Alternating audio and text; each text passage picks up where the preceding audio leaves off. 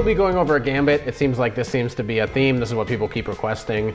Next week, hopefully we will definitely do some sort of normal mainline, mainstream sort of opening. It's only fair. It'll be the last round of the tournament.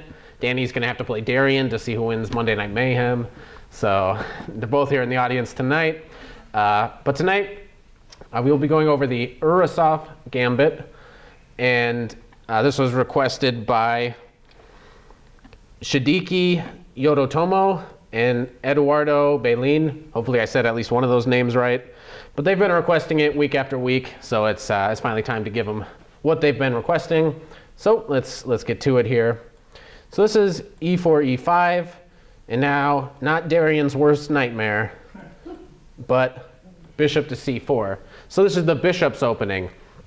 It's surprisingly even less popular than the King's Gambit, but it's a logical enough move. Obviously, whenever you move this pawn, now our bishop is looking pretty nice on this diagonal. And the main move is what we're looking for tonight, knight to f6. But what's funny is this is also a secret weapon of Michael Kummer. So a lot of the times they play this move just sort of instinctually, as if white had already played knight f3. And this is Mike's secret that we'll be releasing to the world. So nobody tell Mike about this episode. He'll be somewhere, he'll be so angry. He figures after this opening, he tricks people into the two knights. So, and he's like, all right, so this is just great for white. And then he can't wait to slam this move. But did you see that move coming, Mike? You see that one coming? So he's somewhere like pulling out his hair, like d3. So that's one possible way to play against it if they play a different move order here, not knight to f6. The other way is to play knight to c3. And you can follow it up with d3 and moves like f4. Try to take advantage of the fact that you haven't played knight to f3 yet. And in a lot of lines, sometimes this knight even goes to e2. But tonight we'll be focused on the main line here after knight to f6. And now white has a surprise in mind. So not the most popular moves, which are d3 and knight to c3, which both protect the pawn, and not even knight to f3, which is a counterattack. Tonight we'll be looking at the move d4, which, okay, can be quite a surprise. It's not a very popular move, so you have the possibility to have them already sort of make a mistake. So which pawn are they going to take? They should probably take something. And the main move is to take on d4. It's not very good to play knight takes e4. It is usually pretty easy for white to get an advantage in several different ways. First of all, we take here on e5, and already we have some tactical tricks based on moves such as queen to d5, which would threaten checkmate and the knight. In certain lines, we can check first, and after the king captures back, play queen d5 and take the knight. So these sort of tactical threats are already in the position. So for example, if we put our knight here, who can find the best move here? What would white play now? The best move white to play is bishop takes f7. Excellent. Yeah, bishop takes f7, and then you pick up the knight, you're up a pawn, and the black king has lost the right to castle. So you're doing pretty good. This is much better than queen to d5, which looks pretty good. Like, oh, you're greedy, I want to win the piece. But black has this move. And if you don't capture the knight, he's going to go to e6 and block the f7 pawn. But if we take, black can even play this position, which should be fine for him despite appearances at first. So we have some threats here. We're going to go here. We're going to take this. And this should be just fine for black. So much better was Preston's move order. So very good. All right. So we'll go back here now, and we'll focus on the main line. And again, white's next move might also surprise you. You might be expecting e5, but much more popular is knight to f3. And playing e5 is not so good in this position. Sometimes, like in the Scotch, this is sort of a move that you get to play a lot. But here, after d5, black can get a very nice position after the move bishop to c7. The point is, after we take, if white goes and tries to get back his material, we have this tricky move. Yeah, so if bishop c5, I assume we just take on d5. That's still probably fine. But this also guarantees an advantage, because after you take, we can go here. And in this position, it's black that's way ahead in development. Material is equal, but this isn't any way to get any advantage. So black's actually doing very well in this position, which is why when we go back here, not e5, but knight f3. And so our major focus tonight will be on accepting the gambit. So we'll just put this on the board just for a moment.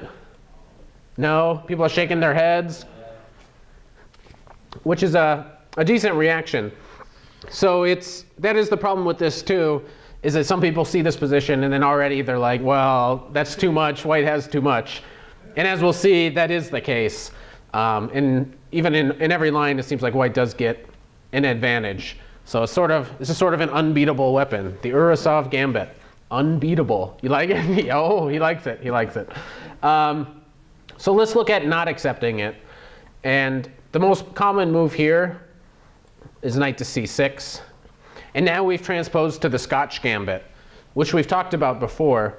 So in my Scotch video, Aaron Lynn, we talked about the move e5. The alternative is castling. Oh, Aaron, you left the door open. You know how scary it is out there, Aaron? What? It's a scary world.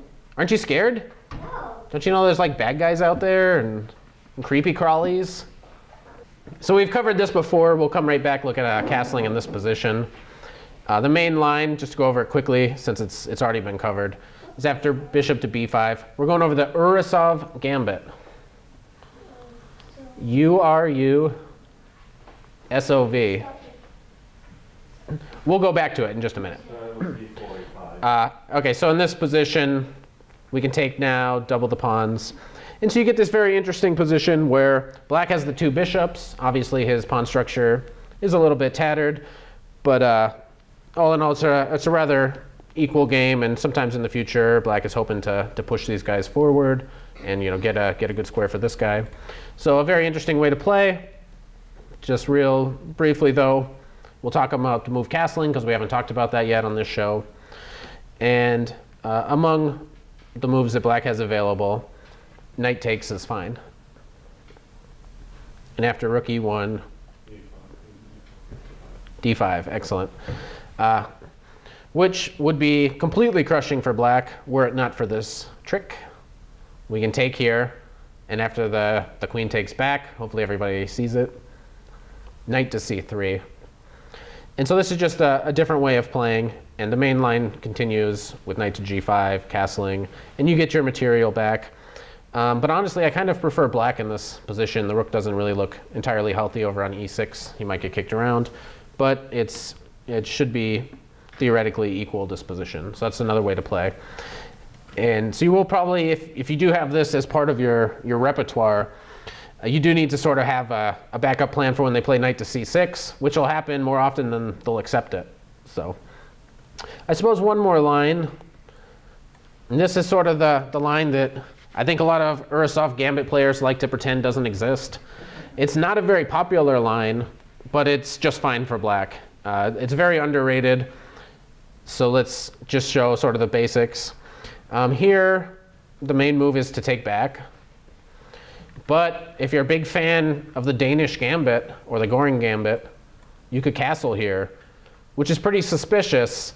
But after the following moves, I don't know. I think I'd rather be white in a tournament. Now, objectively, black is probably winning here. But that's not so easy to prove when you're sitting down in a tournament and you've never seen this before. So for a certain type of people, this may appeal to them. But the main move is to take. And now there's quite a lot of moves. Like every bishop move is a move. We'll go over just one briefly here. So after here, you can consider either e5 or castling. E5 is the more popular. If you castle, and everybody castles, and then you play e5, now d5, and okay, I mean, you get sort of a balanced game. If you try to be a little more direct with the move e5, again, d5, this is sort of the automatic reaction. And now if you take, you get this endgame, where again, you need to make the decision, should I take the queen? Should I take on g7? Should I play queen e2 check? First the queen and then the pawn. So which one? You take the queen and then take the pawn? First the queen and then the pawn. Okay, and we'll go over this line, which is probably even better than queen e2, though they're so similar for time, we'll just go over one. So this is sort of one of the main positions. Play bishop h6. Bishop h6. And yeah, so you get a position like this where obviously your g-pawn is looking pretty good. That's sort of annoying.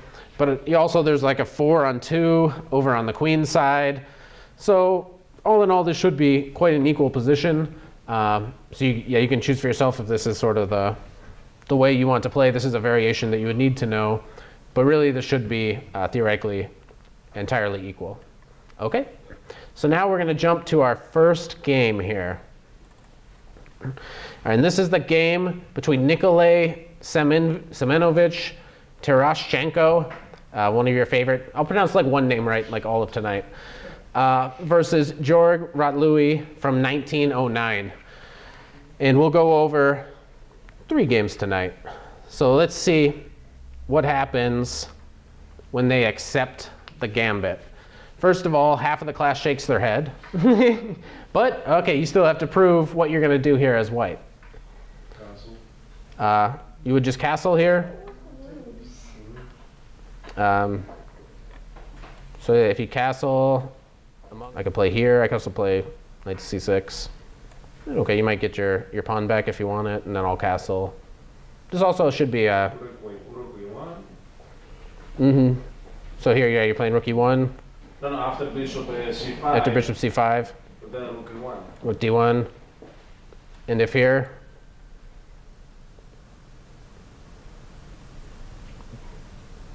Suppose I should protect my knight. Bishop b3.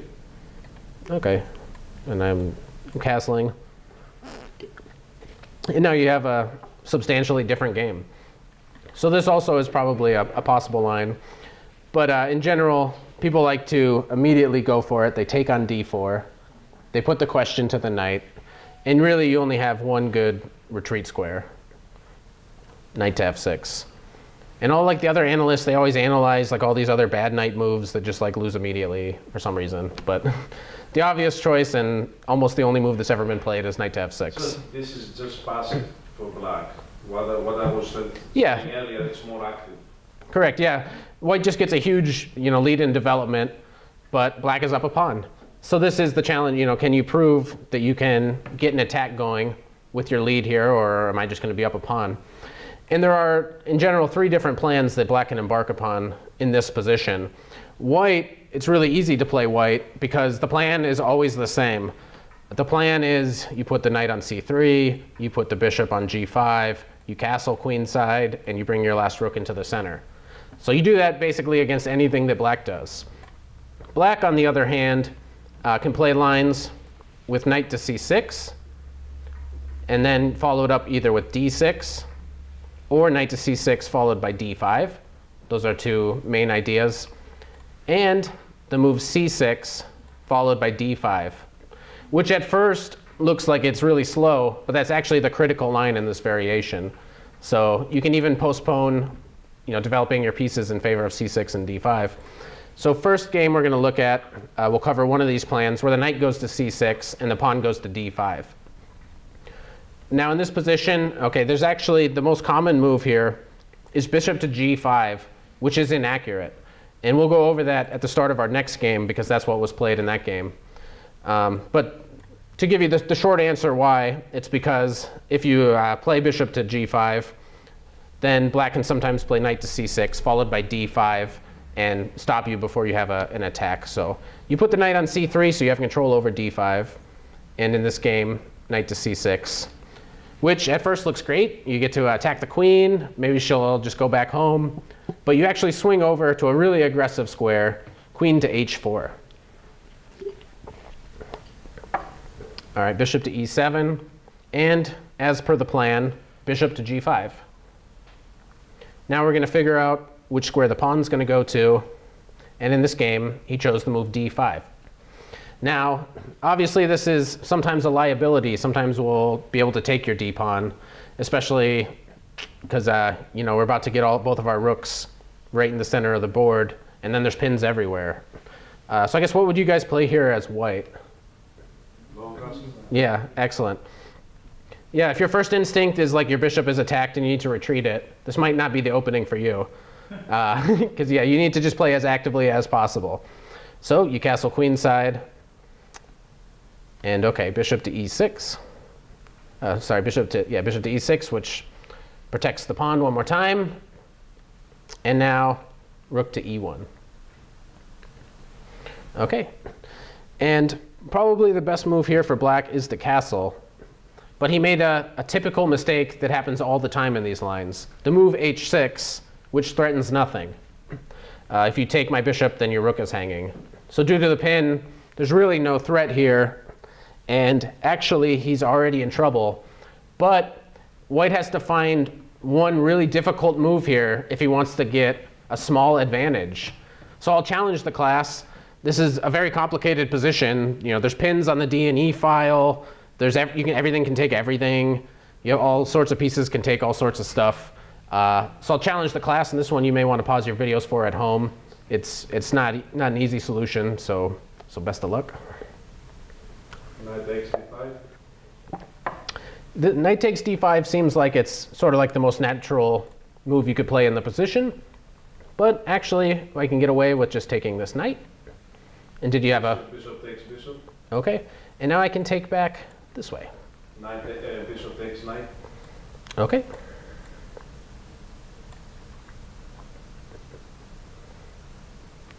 So yeah, you've traded quite a lot of stuff, which is fine for me as black, because I'm trying to not die here. Okay. It's not a move that you would first consider. The best move here is bishop takes d5. I was close. Which, yeah, you were close. Yeah, something takes d5. And the point is now after knight takes, does anyone want to guess how you'd follow up? Knight takes. Knight takes. No. So I assume if knight takes, I take here check. What? There's check over there. Yeah, it's check. But actually in this position, you have the more brilliant move. Rook takes d5. And after this capture here, check, there's actually 2 ways to capture that both give you an advantage. Now, knight takes is probably objectively the strongest, even though every other analyst says rook takes. In preparation for this, I studied this position for like an hour last night. Which way is better to take? So it's not the best use of my time, but I do weird things. The threat here, though, you play queen h3 next, and you tend to win some stuff. You know, his queen's going to move away either to e7 or f6, and then you play queen h3. Also, this, I guess I don't have it here, but this also is a very strong continuation. The point is you've prevented black from castling, because if you castle, this would just be a disaster.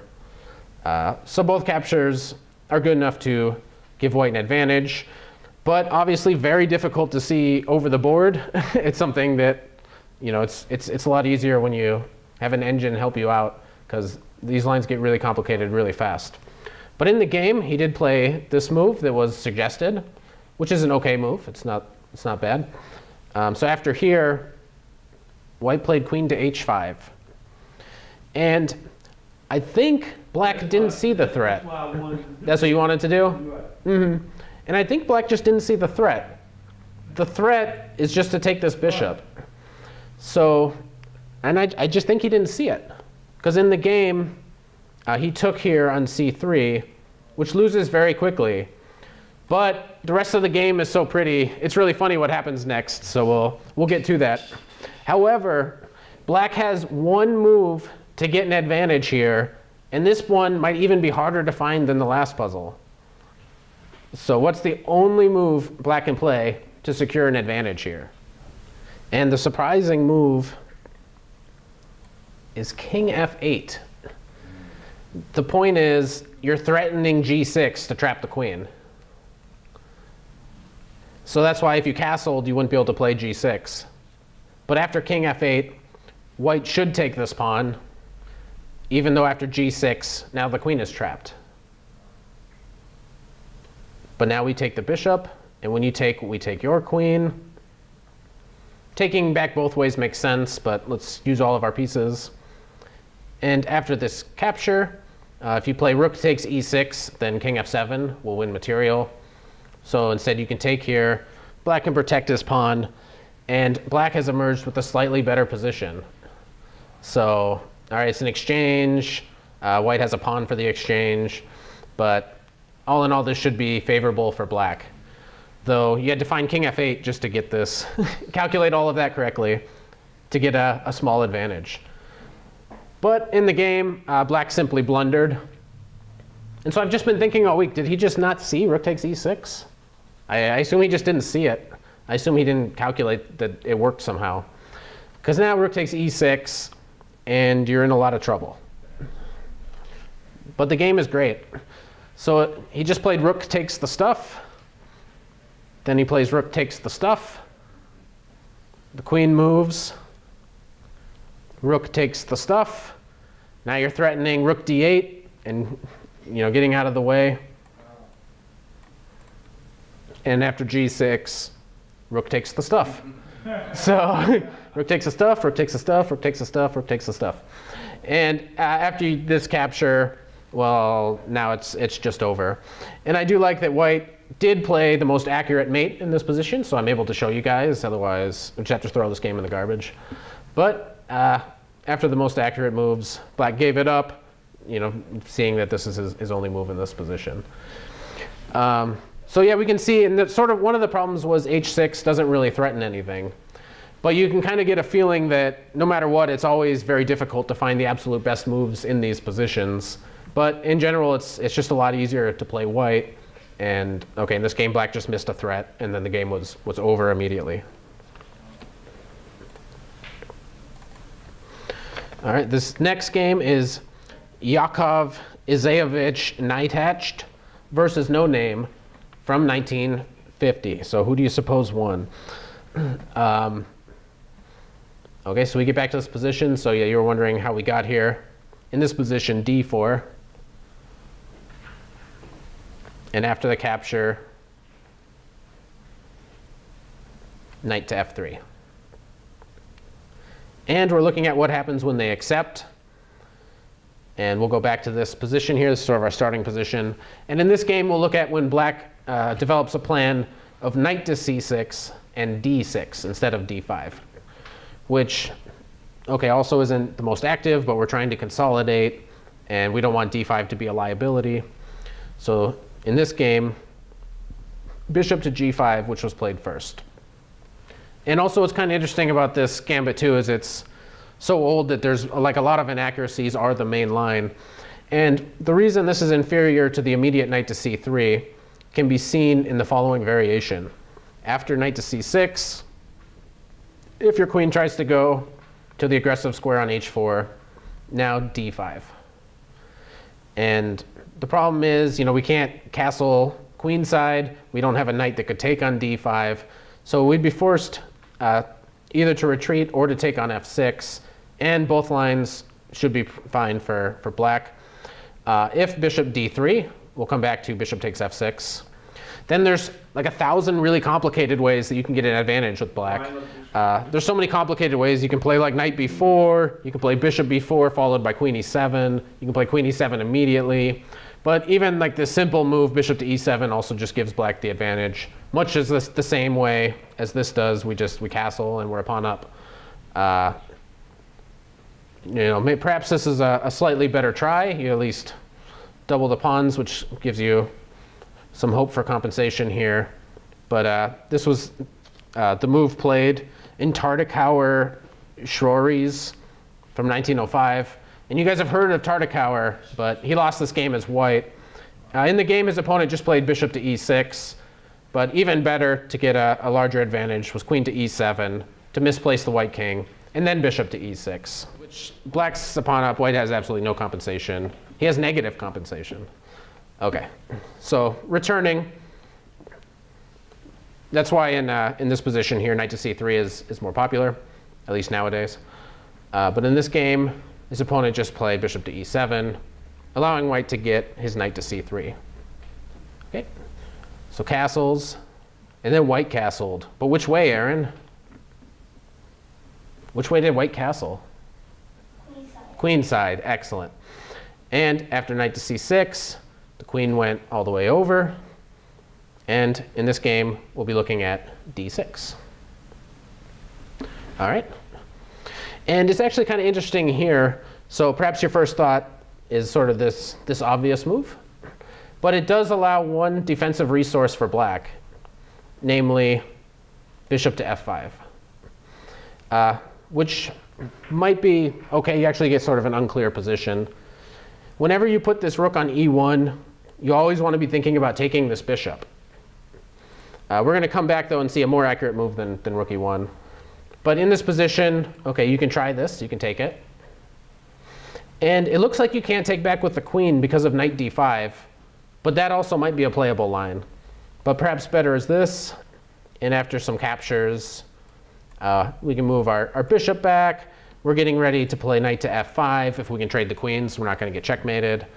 And so this should be sort of unclear, but obviously white has compensation for the exchange. However, you can prevent that entire idea of bishop to f5 with the move bishop to d3, which was played. And now you're threatening to take on f6 and then take on h7. And in the game, black decided to defend with the move h6, which isn't very good, but neither is g6. If you play g6, this is also good for giving you an idea of how easy it is for white to attack. You play rook to e1, and you're threatening to take the bishop, which happened in the game Haas-Klot from 1997. He didn't find the best move, which is to prevent you from taking the bishop. Instead, he played here, and now the game is over after this move. So the game didn't last very much longer than this. After the recapture, we take on f6. And among other good moves, I mean, knight to d5, threatening c7. He tried to go here. And then he made it even worse on himself in this position. Like, he's already going to lose a lot of stuff. But after h5, white simply went to g5, and black resigned. So now he's facing the threat of the sacrifice on g6.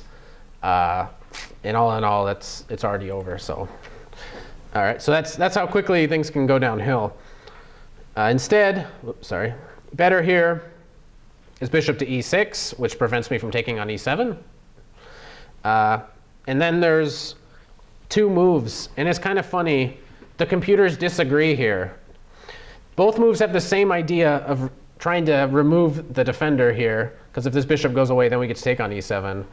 The complicated way that Komodo likes starts with bishop to c4. The point being that if your bishop takes on c4, we play rook takes e7, which is, again, very good. And if you play d5, we play bishop takes d5, and that works out in white's favor. But you do have this move. You can try to trade some of the pieces to alleviate the attack.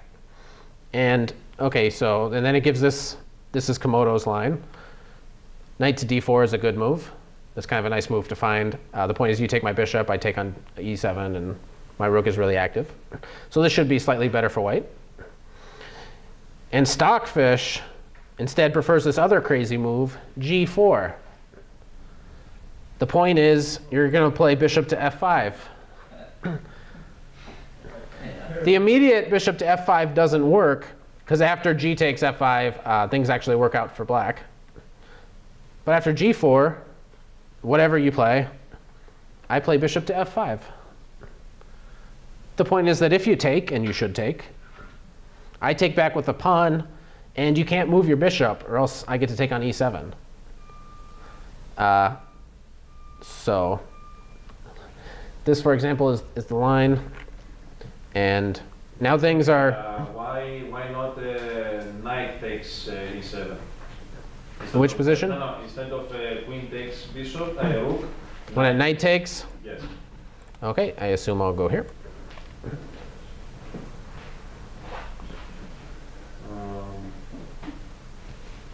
My next move might be to go here, depending on what you do.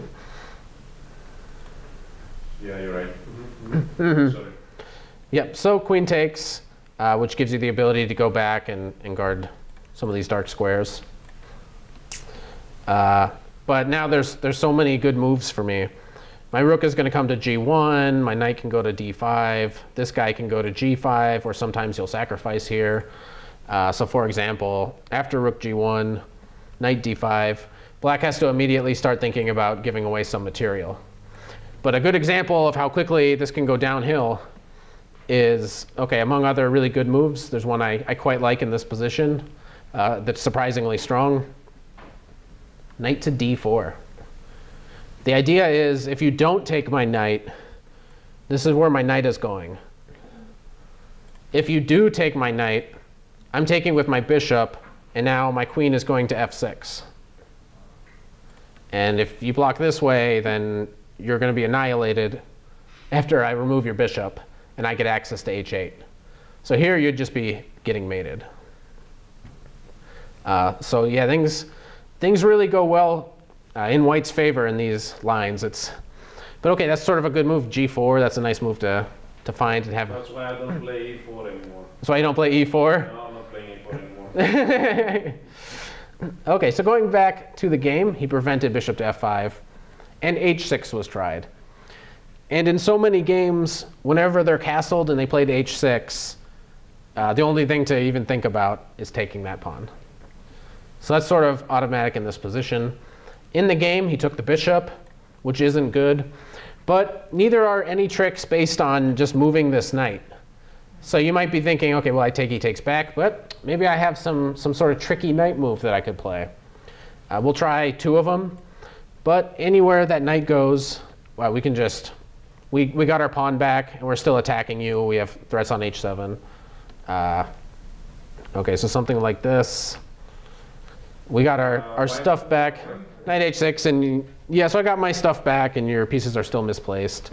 So okay, we can even just play a simple move, and it's not really easy for you to even develop your pieces, but this should be better for white, as is going to h7. So similarly, we want to put our guy back here, but the knight would take us, so we take the knight, and then we play here. And okay, again, we're just better here. Even in a position like this, it should just be good for white. It's tough. So he must have said, okay, there's no tricks. I'll instead take this pawn. So white happily took here. And in the game, he went here. Okay, it's fair enough. Now, there's a lot of things we could consider. Probably the simplest is knight to g5. We want something to go here. So he took the bishop, which is good because now the bishop won't go to h7, but it's bad because now the rook will go to g3. So he tried this defensive resource, which is a typical defense. And okay, he plopped his bishop back there. And then I assume this move really stunned black, because white has a knockout blow now in this position. So we'll test the audience once again. Knight takes f7. Knight takes f7. It's probably good. Yeah, this also is probably very good. I can't, if I take with the king. Bishop takes, queen takes. And I'm running away. This also looks quite good. Yeah, why can't you take with the king? But. Rook e1 check. Queen f5. Just run backwards, forwards. Yeah, bullying queen. Okay, now he ignoring that because queen go to b to b5 maybe. Queen b5 was a bit annoying, but yeah, this, I mean, this has to be good for you too. Yeah, I mean, you can play like you're playing here and here. And, okay. So that's a good move too. But this move just wins on the spot, the move that he played. It's just an instant killer here. E6? Yeah, excellent. Knight e6, which made black resign because either you're letting me, not taking my knight and I checkmate you, or you take this and I'm still checkmating you. Yeah, so knight e6 is just the quick and easy kill, though there's a lot of moves that are winning because white's crushing it here.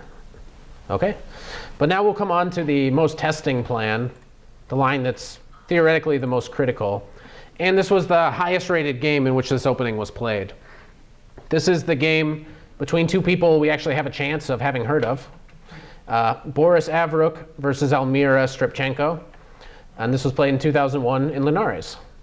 So again, we get our gambit. And Aaron, you got it all written down? You know the opening? Yeah. Were you trying to write it down? Yeah. All right, we're doing it one more time. This is your last chance. E4, E5, bishop C4. Yep.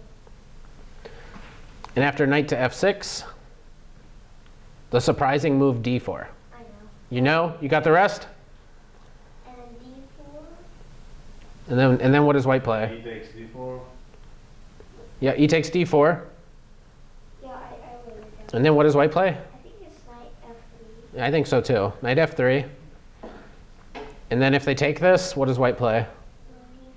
D4. Okay, D4. Okay.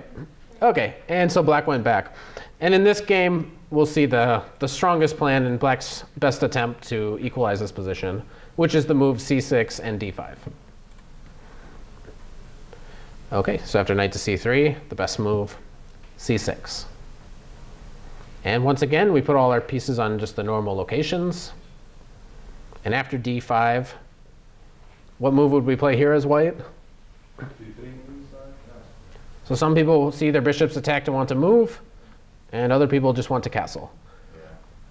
So yeah, there's no threat here. Hopefully that goes without much explanation.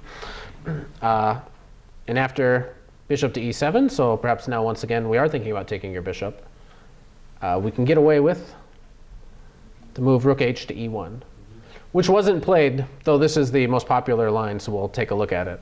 The point is, of course, since we pinned your bishop, this is no longer an option. So, and they could easily get tricked, especially if this is a blitz game or something. They might just take that. Yeah, you always have to factor in all these pins on the D and E file. In the game, he preferred queen to H4, which also has the benefit of you can't take my bishop. And it avoids some of the problems that I guess white might face if he plays this line.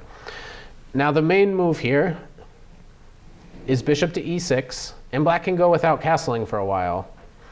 Our plan is to always prevent you from taking this bishop, which occurs in like every line. And we're just going to put this guy on D7. We got all our pieces out, and then we will be threatening your bishop. So the main line is queen H4.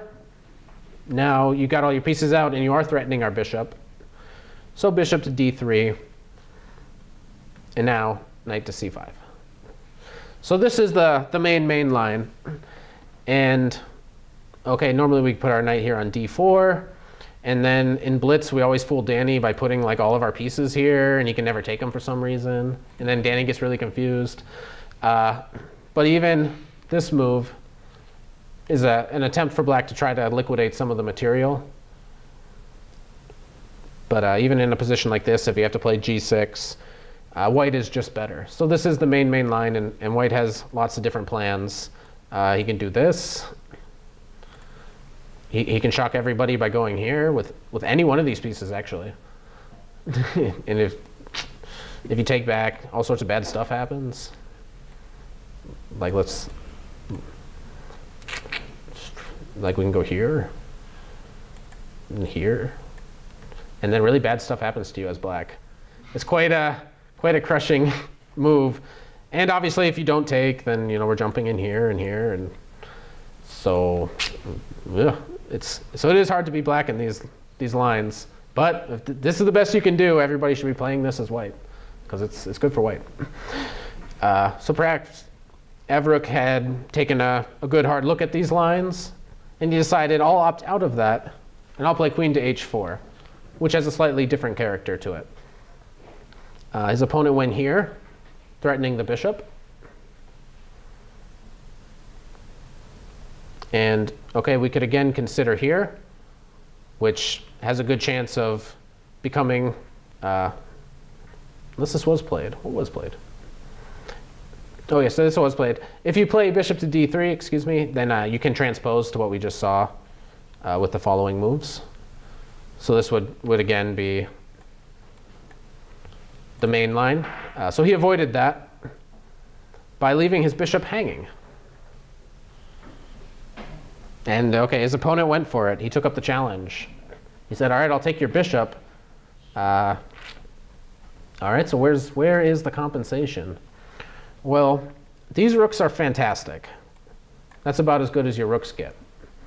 So he decided he'd take here on f6.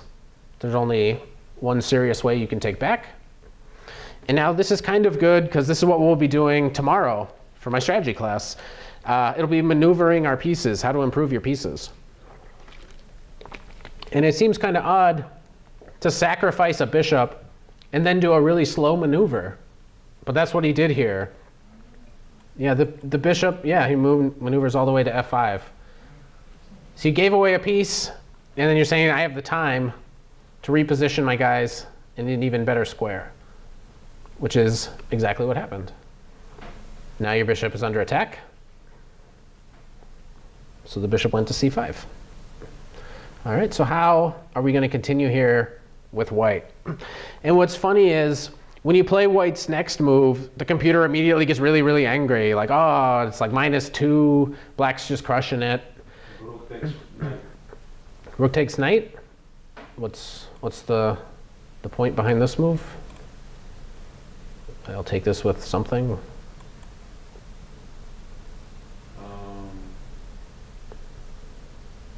No, wait, take it back, please, take it back, please. Okay.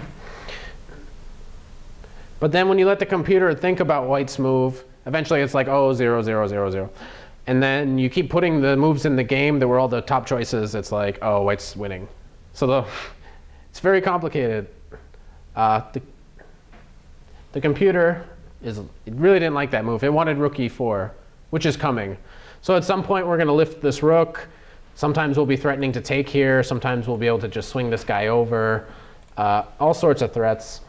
But here's a really good square for the queen where you're protecting your knight. And yeah, now your rook is ready to come in, rook e4. All right. And rook e4, as promised. So black has to somehow get counterplay. The move the computer was first afraid of was here. But then it must have not seen this move that white has. White now has a brilliant move based on, so this isn't the game now, this is the computer's line that it first thought was really good for black. And the all-star move that white has now, g3 also is fine. That's the second choice. But you can put your rook on d4. And you want the rook? You want it? If you take it, Queen takes. we go here. And that's, how are you going to stop me from mating you? So you can't take, you could try this move, queen to b6. But now we go here and you have lots of issues. We're threatening mate. If you, okay, take here, check, which, okay, that looks pretty scary. You have to allow this as white. Your checks will get you nowhere. You can check me again, but I'll take your bishop. I'll run to g3. Everything's fine. Conversely, if you don't do that, which is the fastest way to stall the mate, if you play a move like rook g8, there's you can just take it. Excellent. Yeah, I mean, I assume rook e8 is also winning, just pinning the rook. But this is the cleanest and the fastest. Now here. Yeah, and then that's curtains. So yeah, fantastic stuff. So even the computer was wrong in its initial assessment. In the game, queen to b6 was played with a threat. And white saw it. What? On the left side. On the left side? Yeah. What's the threat? Queen gonna come down and take mate and mate. Okay, thank goodness we got one of our strongest players here. Yeah, so that is the threat. So b3 was played. All right, so whose attack is going to be faster? And now already there's some temptations here as white. I know. Here he played. He would like to go ahead and sacrifice that queen. He would. So it's very tempting to take this. It's very tempting. You were not tempted at all? This is tempting. The point is, you take back. Because you see that it's a draw. Is that why? What are you going to do? Okay. But now this move G4. So now I'm threatening Rook H6. So you have to see black's defense here. Bishop to F8. But again, you might be thinking, okay, now if I can only put a knight on H4, it would be mate. So I go here. All right, now I have a threat. What are you going to do about that? Queen takes F2, excellent. I guess this is what you saw this from the beginning. You're like, that's why I'm not even tempted. How come you didn't say, oh yeah, queen takes F2, no big deal. The point is, after here, you must take, but you're down 2 pieces, so there's nothing better but to repeat. So yeah, I mean, this is very tempting. Like, that's obviously why you have your queen and rook right where they are, but you had to see, past several defensive moves, and so that would have cost white half a point. I look for that type of stuff all the time. Yeah, Preston Smith would have played that 1 second, whether it worked or not. It doesn't always work. But white instead played the strongest move, which is queen takes F7, with lots and lots of threats. But now it's black's turn to make a nice little threat here. We're threatening mate in 2, queen A3, queen B2. So you have to play the right move here with white. So again, I'll let the audience decide.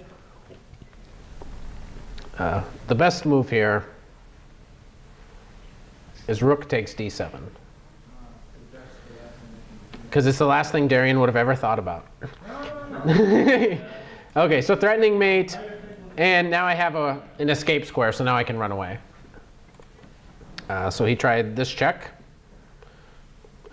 Queen A3 also gets you nowhere, because now I can just run away. And, okay, but now what do you do as black? Why are you taking the rook? Why isn't he taking this rook? Yeah. No, queen takes 9. Queen takes F6. Queen takes F6. With mate to follow. Queen takes F5. Which was played.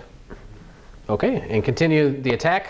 If you find this next move with white, you'll win the game.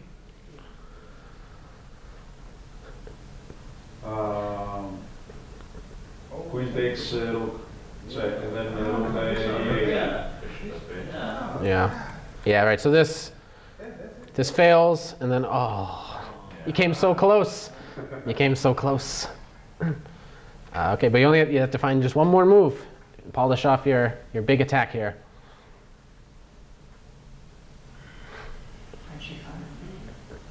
Knight G5. Yeah. Rook E8. Threatening 2 different mates with the queen here. And so black resigned. If, let's just say, queen to G6, let's try to understand why we resigned. You take on G8, and you take on F6, which will lead to a big checkmate here. So as you can see, the Urusov Gambit is not at all as suspicious as the King's Gambit that we've been covering with some of those lines. It's actually a very good weapon for white. And although it's unlikely that they'll accept it, because just judging by the audience, everyone was too scared, normally you won't accept that unless you're prepared. But if you're prepared, you'll also know that it's pretty good for white. But it is good just as sort of the backbone of your repertoire. You can have it, you can aim for it, but you should know other lines that also are possible within the bishop's opening. What is the echo? All right, well, thanks everybody for coming out. We had a really good class tonight. Pretty exciting line. Hit like, share, subscribe, and thanks everybody for coming out.